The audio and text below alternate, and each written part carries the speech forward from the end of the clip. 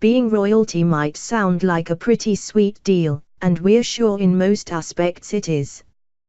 But in many ways, marrying into an autocratic family can be a very stressful experience. Not like Game of Thrones stressful, but much more stressful than, say, the ending of The Little Mermaid. Like, there are no dragons, we think, but it's also not a happily ever after situation.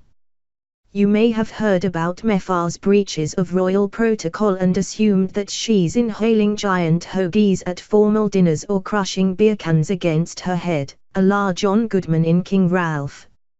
Sorry, all of our knowledge about the royal family comes from TV and movies.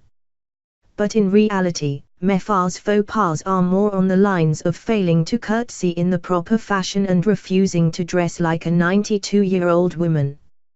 Meghan is being told she needs to start dressing less like a Hollywood star and more like a royal, an insider tells the Daily Mail. Meghan's offences apparently include not wearing a hat every time the Queen wears one, and wearing black even though no one died.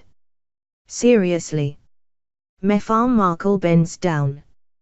Meghan declined to wear a hat after apparently failing to understand that when the Queen's aides informed her the Queen would be wearing one, that meant Meghan should follow suit, says the source.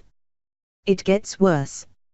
Apparently, Meghan has displayed a penchant for non-British designers, and a fondness for wearing black traditionally worn by royals only to signify mourning. No one gave that memo to Meghan, who in August not only wore a black tuxedo to a special performance of the musical Hamilton, but caused a further frisson by displaying bare legs a good few inches above the knee, the insider adds. It is said this rebellious spirit has resulted in raised eyebrows from the Queen, who is a stickler for the rules. Oh no, not raised eyebrows. We don't know what's more confusing, the fact that someone made all these rules, or the fact that anyone still cares about them. And as if it's not bad enough that Meghan wore black to the theatre, the source adds that the Duchess of Sussex is up at 5 a.m. rain or shine. Why would the weather affect what time she wakes up, and her work ethic is really starting to piss off royal staffers. Her particular brand of up and at West Coast energy is an uncomfortable fit with the more formal ethos of some palace staff, the Mail reports. Since when is the West Coast known for its excessive ambition?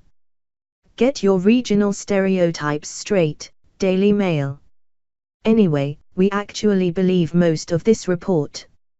Meghan probably is unlike any of her predecessors, and that's probably one of the things that drew Harry to her. We'd say the Queen should get used to it, but homegirl is 92. She's past the point of needing to get used to anything.